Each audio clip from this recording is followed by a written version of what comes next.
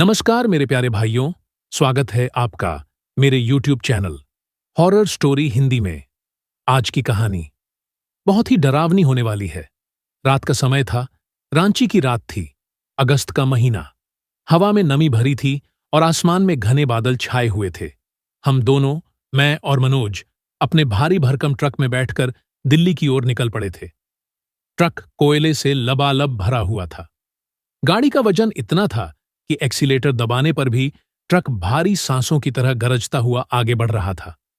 बारिश ने सड़क को कीचड़ और फिसलन में बदल दिया था। वाइपर लगातार चल रहे थे, लेकिन फिर भी शीशे पर गिरती बूंदें इतनी तेज थीं कि साफ देखने में दिक्कत हो रही थी। ट्रक के भीतर पीली रोशनी जल रही थी। वही पीली रोशनी हमारे चेहरों को थका हुआ और अजीब सा बना रही थी। मनोज ने खिड़की से बाहर झांकते हुए कहा, यार, आज तो लग रहा है रास्ता आसान नहीं होगा। मैंने स्टीयरिंग संभालते हुए हल्की मुस्कान दी, लेकिन दिल में भी वही डर था। तेरे मुंह में घी शक्कर भाई, बस रास्ता कट जाए, यही बहुत है। हम दोनों पेशे से ड्राइवर थे।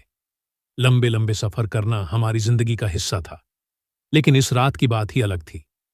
हवा में कोई अनजाना बोझ था, जैसे कुछ होने वाला हो। बिजली की गड़गड़ाहट बार बार आसमान को चीर रही थी, और हर चमक के साथ सड़कों के किनारे खड़े पेड़ किसी डरावनी परछाई की तरह नाच उठते। करीब 2 घंटे सफर के बाद जब घड़ी ने आधी रात पार की, अचानक ट्रक ने झटका मारा और इंजन खड़खड़ाता हुआ बंद हो गया। गाड़ी एकदम बीच सड़क पर रुक गई। अरे बाप रे! मनोज चिल्लाया, ये क्या हो गया? मैंने ट्रक को दोबारा स्टार्ट करने की कोशिश की, लेकिन नतीजा सिफर। इंजन घुर्र घुर्र करता और फिर खामोश। तेल तो पूरा है, मशीन में भी दिक्कत नहीं थी, फिर क्यों रुक गया? मैंने बड़बड़ाते हुए बोनट खोला। बारिश अब भी बेरहमी से बरस रही थी। भीगते भीगते मैं और मनोज ट्रक के नीचे झांकने लगे। सब कुछ ठीक लग रहा था, मगर ट्रक जैसे जिद्दी हो गया था, स्टार्ट होने का नाम ही नहीं ले रहा था। इसी बीच मनोज ने कांपती आवाज में कहा, भाई सुन। मैंने उसकी ओर देखा। उसका चेहरा पीला पड़ा था। क्या हुआ? वो पीछे देख। मैंने मुड़कर पीछे झांका। सड़क पर अंधेरा पसरा था। बस कभी कभी बिजली चमकती और दूर दूर तक वीरान जमीन दिखाई देती। लेकिन उस पल मुझे लगा जैसे ट्रक के ठीक पीछे कोई खड़ा हो, एक परछाई। मैंने पलकें झपकाईं। अगली बार देखा तो वहां कुछ नहीं था। कोई नहीं है, मैंने कहा, लेकिन आवाज मेरी भी कांप रही थी। मनोज बोला, नहीं भाई, मैंने साफ देखा। कोई खड़ा था, एकदम गीली सी आकृति, जैसे औरत हो। बिजली फिर चमकी। इस बार दोनों ने साफ देखा। वाकई ट्रक से कुछ दूरी पर कोई खड़ा था। लंबा, दुबला पतला, सिर झुका हुआ। उसका चेहरा अंधेरे में गायब था, पर उसके कपड़े गीले और चिपके हुए लग रहे थे। मनोज ने डर से कहा, यह कौन है आधी रात को? इतना सुनसान इलाका, कहीं भूत प्रेत तो नहीं? मैंने उसकी बात को झटकते हुए कहा, पागल मत बन, कोई राहगीर होगा, बारिश में फंस गया होगा। लेकिन अंदर कहीं ना कहीं मैं भी कांप रहा था। हम दोनों धीरे धीरे उस ओर बढ़े। परछाई वहीं खड़ी रही, एकदम स्थिर, जैसे उसे हमारी मौजूदगी की परवाह ही न हो, जैसे वो हमारी प्रतीक्षा कर रही हो। जब हम कुछ ही कदम दूर पहुंचे, तभी अचानक वो आकृति गायब हो गई। हम दोनों जड़ हो गए। मनोज की सांसें तेज हो गईं। ये इंसान नहीं था भाई। मैंने कुछ बोलना चाहा, पर गला सूख गया। तभी ट्रक के हॉर्न ने अपने आप जोर से आवाज दी, बिना किसी के छुए। हम दोनों डर से उछल पड़े। बरसात और तेज हो गई थी। सड़क कीचड़ में डूब रही थी। इंजन बंद पड़ा था और अब ये अदृश्य परछाइयां हमारे इर्द गिर्द घूमने लगी थीं। मनोज ने कांपते हुए कहा, भाई, ये जगह सही नहीं है, कुछ गड़बड़ है, हमें यहां से निकलना होगा। मैंने गहरी सांस ली और बोला, लेकिन कैसे? ट्रक तो चल ही नहीं रहा। उसने मेरी ओर देखा। आंखों में डर था और साथ ही एक सवाल, क्या हम पैदल आगे निकल जाएं? मैंने सड़क की ओर देखा। घना अंधेरा, दूर दूर तक कोई बस्ती नहीं। औरत जैसी परछाई अभी भी हमारे जहन में तैर रही थी। पता नहीं, मैंने धीमी आवाज में कहा। इसी बीच ट्रक के पीछे से किसी के जोर से दरवाजा पीटने की आवाज आई। थक थक थक। हम दोनों के दिल की धड़कन रुक सी गई। मनोज बुदबुदाया। ट्रक के अंदर तो बस कोयला है। फिर कौन? मैंने टॉर्च उठाई और धीरे धीरे पीछे की ओर बढ़ा। बारिश थमने का नाम नहीं ले रही थी। हवा में अब मिट्टी और कुछ अजीब सी गंध घुल गई थी, जली हुई लकड़ी जैसी या फिर सड़े हुए मांस जैसी। मैंने हिम्मत करके ट्रक का पिछला हिस्सा खोला। अंदर काला कोयला वैसे ही ढेर था, लेकिन उसके बीच में किसी ने हाथ फेरकर एक अजीब सा निशान बना दिया था, 3 लंबी उंगलियों के खरोंच जैसे। ट्रक के पीछे जलती हुई टॉर्च की रोशनी जब कोयले पर पड़ी तो मेरी रगों में खून जैसे जम गया। 3 लंबे असमान निशान, जैसे किसी जानवर ने पंजा मारा हो, लेकिन ये आम पंजे जैसे नहीं थे। उंगलियों की जगह ये निशान और गहरे, लंबे और तिरछे थे, मानो किसी बेहद बड़े नुकीले हाथ ने वहां अपनी मौजूदगी दर्ज की हो। मनोज मेरे पीछे खड़ा कांपते हुए बोला, भाई, ये इंसानी हाथ का निशान तो नहीं लग रहा। ये किसका हो सकता है? मैं कुछ कह नहीं पाया। मेरे दिमाग में बार बार वही ख्याल कौंध रहा था। हम दोनों ने थोड़ी देर पहले जिस परछाई को देखा था, क्या उसी का काम है ये? मनोज ने घबराकर मेरी बांह पकड़ ली। यहां से चलते हैं, चाहे पैदल ही क्यों न जाना पड़े। मैंने उसे रोकने की कोशिश की। पागल मत बन, आधी रात है, ये इलाका पूरा जंगल है। तू जानता है कि यहां भेड़िए, भालू और पता नहीं कौन कौन से जानवर निकलते हैं। हम पैदल गए तो जिंदा नहीं बचेंगे। मेरी बात सुनकर वह चुप तो हो गया, मगर उसके चेहरे पर डर की परत और गहरी हो गई। हम दोनों फिर से ट्रक की केबिन में लौट आए। मैंने बार बार चाबी घुमाई, पर इंजन जैसे मर ही गया था। सिर्फ घुर्र घुर्र की आवाज आती और फिर खामोशी। बाहर बारिश लगातार बरस रही थी। आसमान में बिजली चमकती और हर बार उस चमक के साथ सड़क किनारे खड़े पेड़ किसी काली भीड़ की तरह दिखाई देते। केबिन के भीतर सन्नाटा था। सिर्फ मनोज की हांफती सांसें सुनाई दे रही थीं। अचानक खिड़की के शीशे पर ठक ठक ठक की आवाज आई। हम दोनों उछल पड़े। मनोज की चीख निकल गई, कौन है? कौन है वहां? मैंने हिम्मत करके शीशे से बाहर देखा, लेकिन वहां कोई नहीं था, सिर्फ बारिश की धाराएं। मैंने धीरे से कहा, शायद बारिश की बूंदें टकराई होंगी। लेकिन अंदर से मैं भी जानता था कि वो आवाज सिर्फ बारिश की नहीं थी। मनोज बड़बड़ाया, भाई, मुझे लग रहा है कोई हमें देख रहा है, जैसे कोई बाहर खड़ा हमारी हर हरकत पर नजर रख रहा हो। उसकी बात सुनकर मेरे दिल की धड़कन तेज हो गई। मैं भी महसूस कर रहा था कि इस वीरान सड़क पर हम अकेले नहीं थे। थोड़ी देर बाद अचानक ट्रक की हेडलाइट अपने आप जल उठी। हम दोनों चौंक कर आगे देखने लगे। हेडलाइट की रोशनी में सड़क पर कुछ दूर वहीं परछाई खड़ी थी। वहीं लंबा, गीला, सिर झुका हुआ अक्स। वो धीरे धीरे हमारी ओर बढ़ने लगा। मनोज डर से चिल्लाया, भाई, दरवाजा बंद कर, जल्दी। हम दोनों ने केबिन का दरवाजा कसकर बंद किया। मैं घबराकर हॉर्न दबाने लगा, जैसे शोर से वो परछाई दूर चली जाएगी। लेकिन वो रुकने के बजाय और करीब आने लगी। अब बिजली कड़की और उसकी झलक हमें साफ दिखाई दी। वो सचमुच एक औरत थी, लेकिन उसका चेहरा एकदम काला, जैसे जला हुआ। आंखों की जगह 2 गहरे गड्ढे और होठों से खून की लकीर बह रही थी। मनोज सुन्न पड़ गया।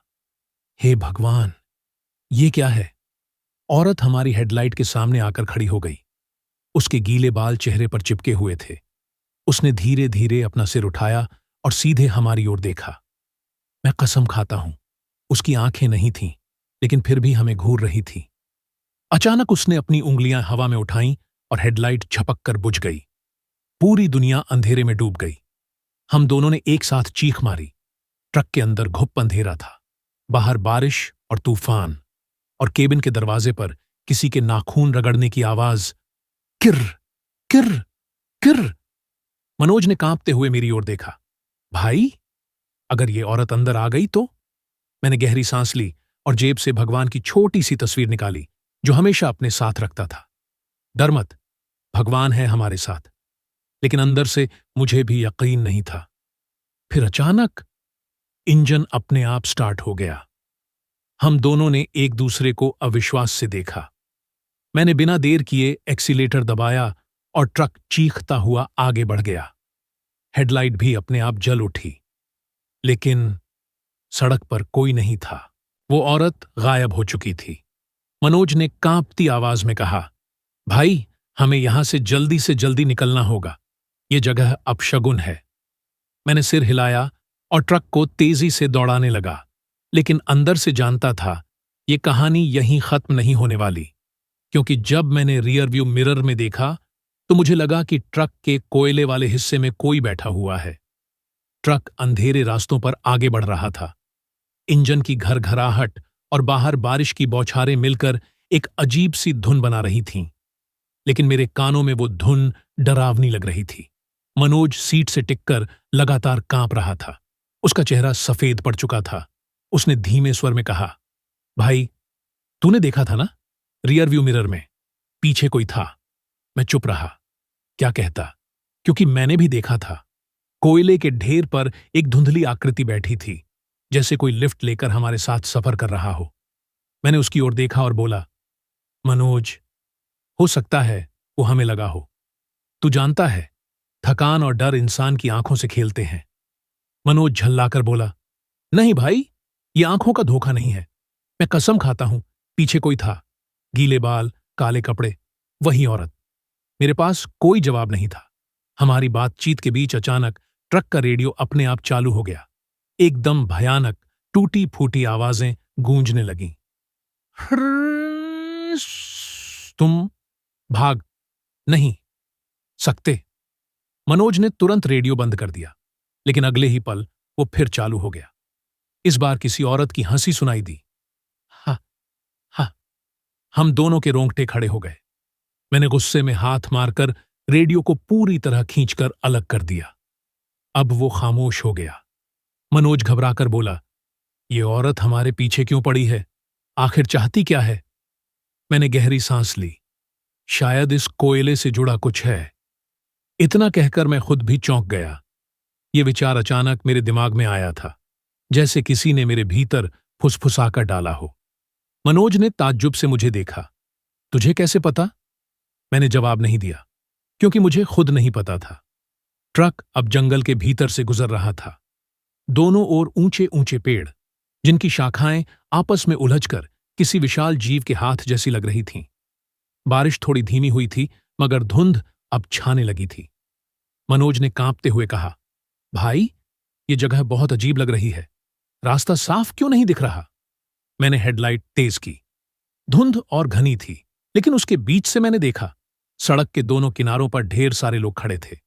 हां, लोग सफेद कपड़ों में, सिर झुकाए हुए। लेकिन जैसे ही बिजली कड़की, मैंने देखा कि उनके चेहरे ही नहीं थे, बस खाली जगह। मनोज ने भी देखा और चीख पड़ा, हे भगवान, ये क्या है? मैंने तुरंत एक्सीलेटर दबाया और ट्रक उन परछाइयों के बीच से गुजरा। ट्रक गुजरते ही वो सब गायब हो गए। पीछे मुड़कर देखा तो सड़क खाली थी।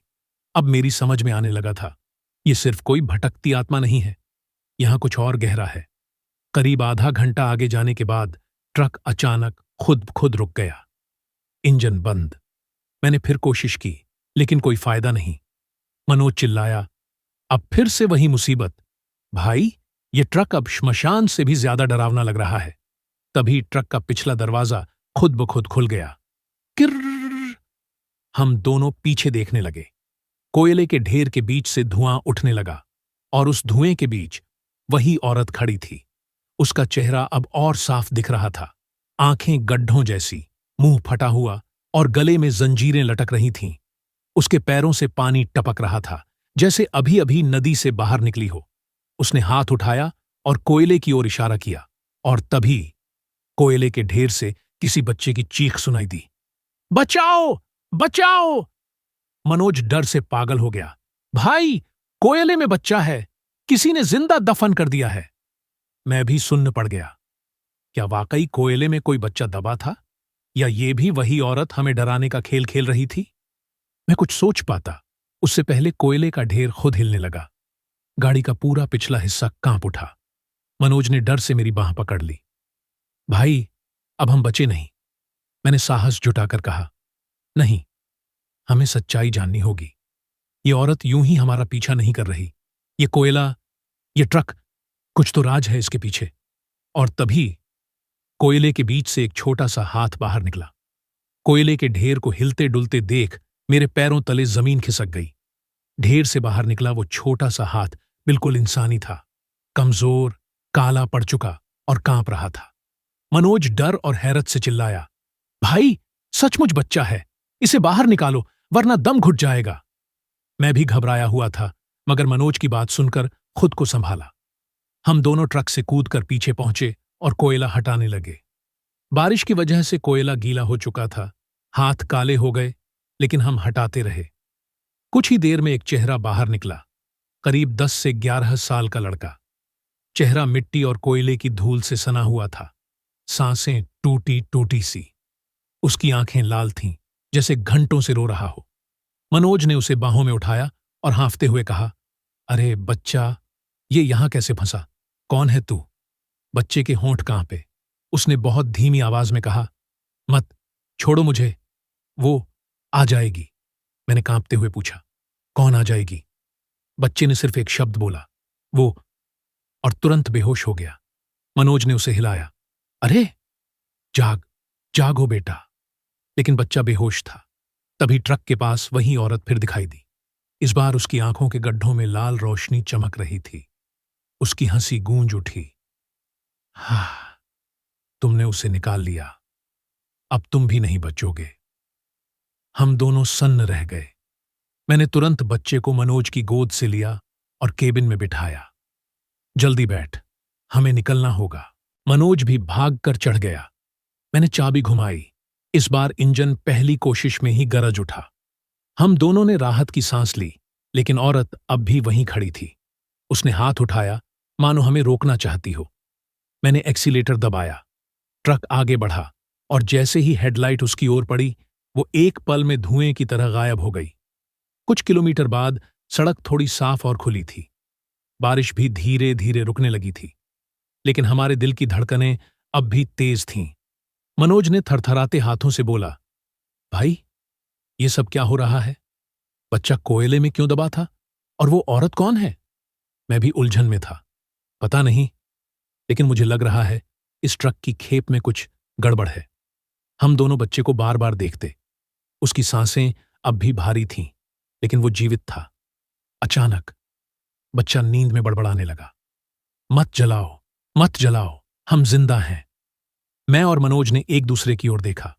मत जलाओ, मनोज बुदबुदाया। इसका मतलब कहीं इसे कोयले के साथ। उसकी बात अधूरी रह गई, क्योंकि बच्चे ने चीख मारकर आंखें खोल दी। वो हमें जिंदा जला देते हैं। हम दोनों का खून जम गया। बच्चे की आंखों में डर साफ था। उसने कांपते हुए बताया, गांव से बच्चों को पकड़कर लाते हैं, कहते हैं काम करवाएंगे, लेकिन फिर ट्रक में छुपाकर ले जाते हैं, कोयले के साथ, जिंदा दबाकर। मनोज कांप उठा। हे भगवान, ये तो इंसानों का गुनाह है। लेकिन वो औरत, उसका क्या रिश्ता है? बच्चा रोते हुए बोला, वो उन सब की आत्मा है जिन्हें उन्होंने जलाया था। कोयले के बीच जिनकी लाशें छुपाई, उनकी चीखें कोयले में कैद हैं। उसकी बात सुनकर मेरी रीढ़ में सिहरन दौड़ गई। क्या ये सच हो सकता है? क्या ये ट्रक जिसमें हम माल ढो रहे थे सिर्फ कोयला ही नहीं, बल्कि कई मासूम आत्माओं का बोझ भी ले जा रहा था? सड़क अब पहाड़ी इलाके से गुजर रही थी, घना जंगल और ऊपर से धुंध। अचानक ट्रक के भीतर अजीब सी बदबू भर गई, सड़ी हुई मांस जैसी। बच्चा चीख पड़ा, वो आ गई! इसी पल ट्रक की हेडलाइट झपकी और बुझ गई। इंजन अपने आप बंद हो गया और ट्रक ढलान पर रुक गया। मनोज डर से चिल्लाया, फिर से वही खेल! बाहर अंधेरे में लाल लाल आंखें चमकने लगीं, जैसे 100 भूत हमारे चारों ओर खड़े हों। और तभी कोयले के ढेर से कई हाथ बाहर निकल आए, काले, जले हुए, हड्डियों जैसे। वो हाथ बच्चे की ओर बढ़ने लगे। बच्चा डर से मेरी बांह पकड़कर चीख पड़ा, बचाओ! मुझे मत दो इन्हें, मैं नहीं जाना चाहता उनके साथ। मैं भी कांप रहा था, लेकिन हिम्मत जुटाकर चिल्लाया, हम तुम्हें किसी को नहीं देंगे। तुम इंसान हो, तुम्हें जिंदा रहना है। तभी वो औरत फिर प्रकट हुई, इस बार और भी भयानक रूप में। चेहरा पूरा जला हुआ, शरीर पर जंजीरें और बाल हवा में उड़ रहे थे।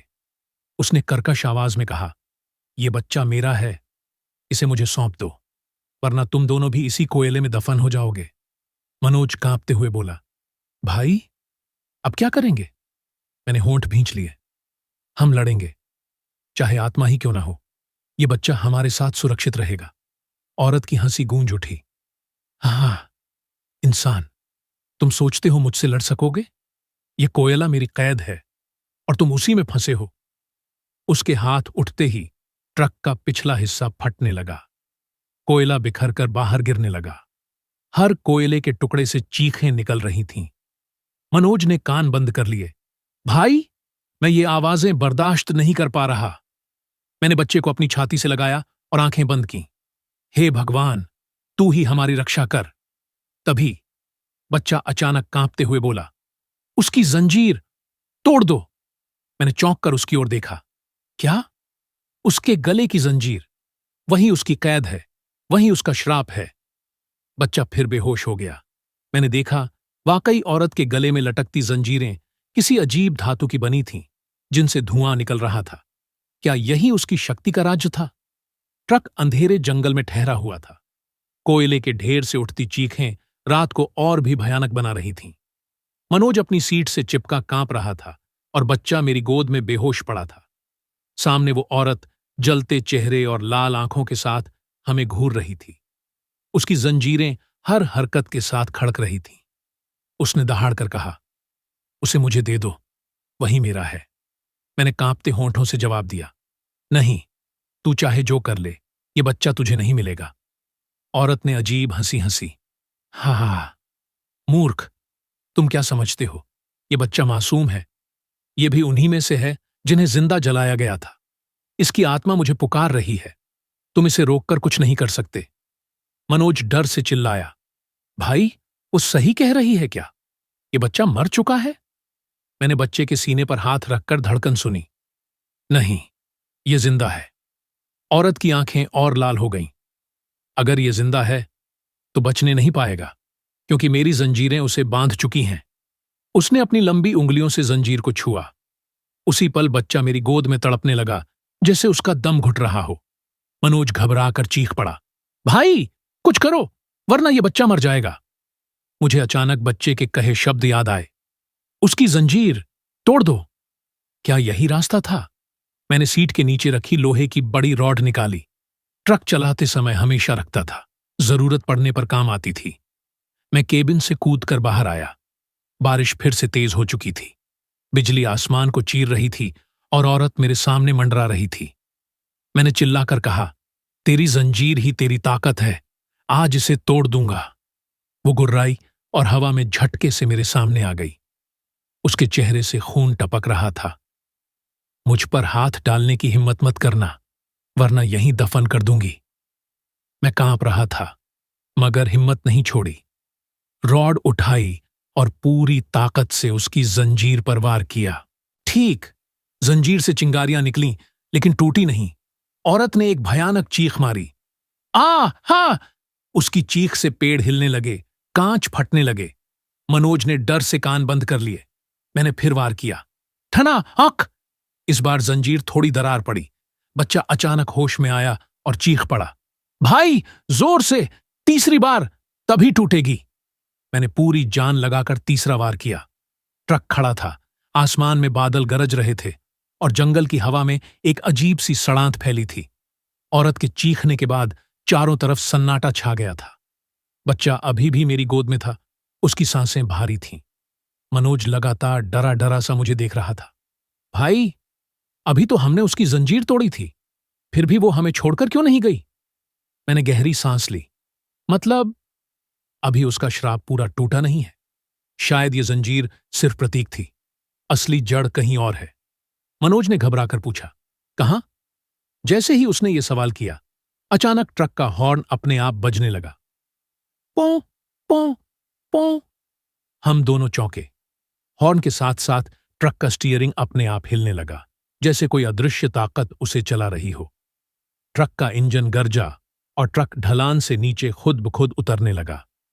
मैंने एक्सीलेटर और ब्रेक दोनों को दबाने की कोशिश की, लेकिन किसी का असर नहीं हुआ। मनोज चीखा, भाई, ये ट्रक किसी और के काबू में है। ट्रक बहुत तेजी से दौड़ रहा था, सामने सिर्फ जंगल और पत्थरीला रास्ता। बच्चा अचानक आधी बेहोशी में बड़बड़ाया, उस खान तक ले जाएगी जहां सब जलाए गए। मैं और मनोज ने एक दूसरे की ओर देखा। क्या ट्रक हमें उस जगह ले जा रहा था जहां ये सारी आत्माएं मारी गई थीं? करीब आधे घंटे बाद ट्रक अचानक खुद ब खुद रुक गया। हमने चारों ओर देखा। घना जंगल था और उसके बीच काली वीरान जमीन। जगह जगह गड्ढे और राख के ढेर पड़े थे। ऐसा लग रहा था जैसे कभी यहां जमीन को जलाकर खनन किया गया हो। बच्चा कांपते हुए बोला, यहीं हमें जिंदा जलाया गया था। उसकी बात सुनकर मेरी रूह कांप गई। मनोज बुदबुदाया, हे भगवान, ये तो नरक जैसा है।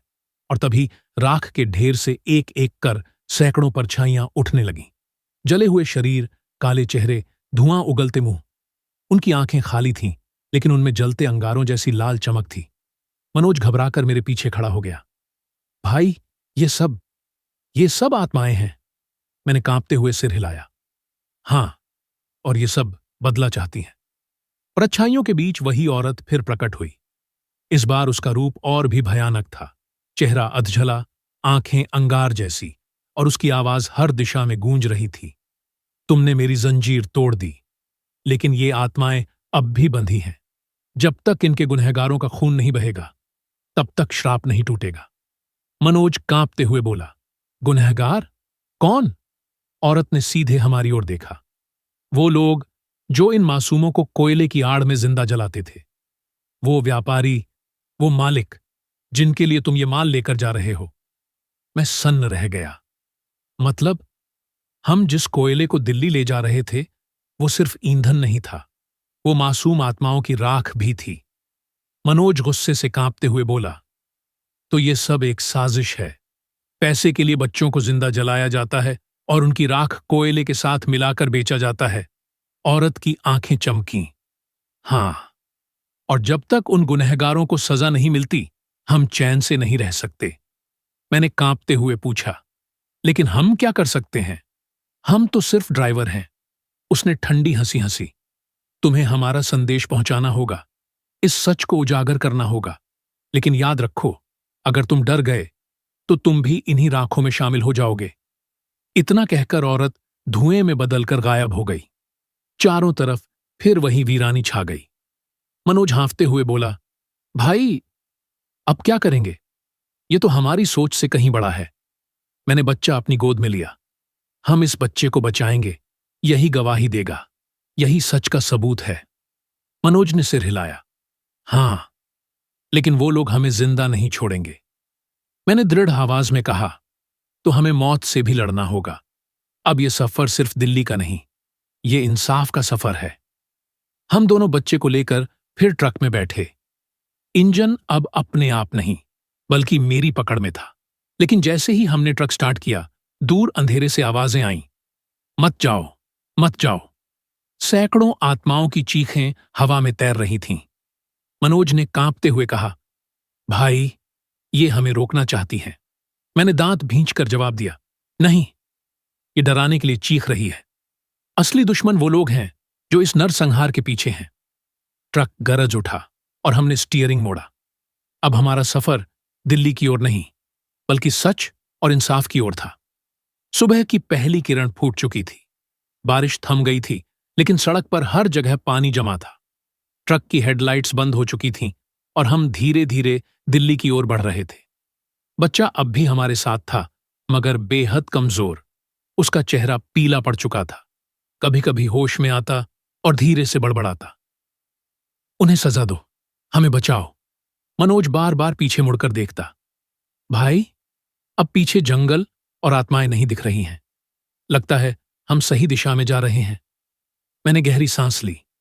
हां, लेकिन असली मुश्किल तो अब शुरू होगी। उन गुनहगारों का सामना करना आसान नहीं होगा। करीब दोपहर तक हम दिल्ली की सीमा पर पहुंच गए। शहर का शोर, धुआं और भीड़ देखकर एक पल के लिए हमें राहत मिली। लेकिन जैसे ही ट्रक को शहर के अंदर ले गए, अचानक बच्चे ने कांपते हुए मेरी शर्ट पकड़ ली। वो यही हैं जिनके पास हमें भेजा जाता है। मैंने चौंक कर पूछा, तुम्हें कैसे पता? बच्चे की आंखें लाल हो गईं। उनकी गंध, उनके खून की बदबू मैं पहचान सकता हूं। मनोज ने डरते हुए कहा, भाई, ये बच्चा अब सामान्य नहीं रहा। इसमें आत्माओं की ताकत भी आ गई है। मैं चुप रहा। शायद मनोज सही था। बच्चे के इशारे पर हम शहर से बाहर एक पुराने औद्योगिक इलाके में पहुंचे। यहां जर्जर फैक्ट्रियां और खाली गोदाम थे। ट्रक अपने आप रुक गया। गोदाम के बड़े लोहे के दरवाजे पर लाल पेंट से लिखा था, शक्ति ट्रेडिंग कंपनी। मनोज ने हक्का बक्का होकर कहा, भाई, यही है वो जगह। यहीं से कोयले की सप्लाई पूरे देश में जाती है। मैंने ट्रक बंद किया और गहरी सांस लेकर कहा, तो अब हमें सच्चाई सामने लानी होगी। अंदर की सच्चाह मैंने बच्चे को ट्रक में ही छोड़ा और धीरे धीरे गोदाम का दरवाजा खोला। अंदर अंधेरा था, लेकिन कोयले की गंध और भी तेज। कुछ ही देर बाद हमें भारी भरकम आवाजें सुनाई दीं। कुछ लोग बड़े बड़े बोरों में कोयला भर रहे थे। उनमें से एक आदमी ने हंसते हुए कहा, जल्द माल दिल्ली पोर्ट पहुंचना चाहिए, कल ही नई खेप आएगी। दूसरा बोला, हां, कल रात 6 बच्चों को पैक कर दिया गया था। अब कोई सबूत नहीं बचेगा। यह सुनकर मेरा खून खौल गया। मनोज ने गुस्से से मुट्ठियां भींच लीं। भाई, ये लोग हैवान हैं, मैंने फुसफुसाकर कहा। रुको, अभी हमें सबूत चाहिए। तभी पीछे से भारी कदमों की आवाज आई। हम पलटे तो देखा, करीब 50 साल का एक मोटा आदमी, सूट बूट में, हाथ में सोने की घड़ी और चेहरे पर शैतानी मुस्कान। उसने हमें ऊपर से नीचे तक देखा और ठंडी हंसी हंसी। अरे वाह, मेरे ड्राइवर साहब आ गए। माल सही सलामत पहुंच गया ना? मनोज ने घबराकर कहा। तुम कौन हो? आदमी आगे बढ़ा। नाम है विक्रम मल्होत्रा, इस कारोबार का मालिक। उसने धीरे धीरे कहा, जानते हो इस बिजनेस का असली राज क्या है? ये कोयला सिर्फ कोयला नहीं, इसमें वो राख मिली है जो कभी सस्ती नहीं बिकती। जली हुई आत्माओं की राख। इसे जलाओ तो दोगुनी गर्मी देता है। मेरे रोंगटे खड़े हो गए। मनोज ने गुस्से से कहा, तुम जानवर हो, मासूम बच्चों को जिंदा जलाते हो। विक्रम ठहाका मारकर हंसा। जानवर? नहीं, मैं बिजनेसमैन हूं। और तुम दोनों सिर्फ छोटे से प्यादे। उसने उंगली उठाई। अचानक 4-5 गुंडे लोहे की रॉड लेकर हमारी तरफ बढ़े। हम दोनों ने हिम्मत जुटाई। गुंडों ने हमला किया, हमने भी लड़ाई शुरू की। लोहे की रॉड से बचते हुए मैंने एक आदमी को मुक्का मारा। वो जमीन पर गिरा। मनोज ने दूसरे को लात मारकर दूर धकेल दिया। लेकिन तभी एक गुंडे ने मेरे कंधे पर रॉड मारी। दर्द से चीख निकली, खून बहने लगा। मनोज ने तुरंत लकड़ी का डंडा उठाकर उस गुंडे को बेहोश कर दिया। विक्रम दूर खड़ा हंस रहा था। वाह, मेरे ड्राइवर लड़ाई भी कर लेते हैं। लेकिन उसने ताली बजाई और तभी पूरा गोदाम अंधेरे में डूब गया। अंधेरे में लाल लाल आंखें चमकने लगीं। जली हुई परछाइयां फिर से प्रकट हो गईं। उनकी चीखें पूरे गोदाम में गूंज उठीं। विक्रम की हंसी थम गई। उसका चेहरा डर से सफेद हो गया। नहीं, ये कैसे हो सकता है? मनोज चिल्लाया। ये वही आत्माएं हैं जिनका खून तेरे हाथों पर है। आत्माएं धीरे धीरे विक्रम की तरफ बढ़ने लगीं। उसने पिस्तौल निकाल ली और डर से गोलियां चलाने लगा। ठाएं, ठाएं, ठाएं! लेकिन गोलियां धुएं से टकराकर बेकार हो गईं। आत्माएं चीखती हुई उसके ऊपर टूट पड़ीं। विक्रम चीखने लगा, बचाओ, कोई बचाओ! लेकिन आत्माओं ने उसे अपनी लपटों में जकड़ लिया। उसका शरीर जलने लगा और वो राख में बदल गया। गुंडे भी डर से भाग खड़े हुए। औरत फिर प्रकट हुई। उसका चेहरा अब शांत था, आंसू बह रहे थे। उसने हमारी ओर देखा और कहा, अब इंसाफ हो गया, हमारा श्राप मिट गया। लेकिन तुम दोनों का काम अभी पूरा नहीं हुआ। इस सच को दुनिया तक पहुंचाना होगा। फिर धीरे धीरे वो और बाकी आत्माएं धुएं में बदलकर गायब हो गईं। मनोज ने कांपते हुए कहा, भाई, हमने देख लिया, ये नरक यहीं खत्म हुआ। मैंने बच्चे को ट्रक से बाहर लाकर अपनी बाहों में लिया। वो अब मुस्कुरा रहा था। आप दोनों ने हमें बचा लिया, अब मैं आजाद हूं। उसकी आंखें बंद हो गईं। लेकिन इस बार वो मौत नहीं थी, बल्कि शांति की नींद। उसका शरीर धीरे धीरे राख में बदलकर हवा में उड़ गया। मैं और मनोज वहीं खड़े रहे, थके, टूटे, मगर सच्चाई के गवाह। अब हमें पता था, हमारी जिंदगी कभी पहले जैसी नहीं होगी।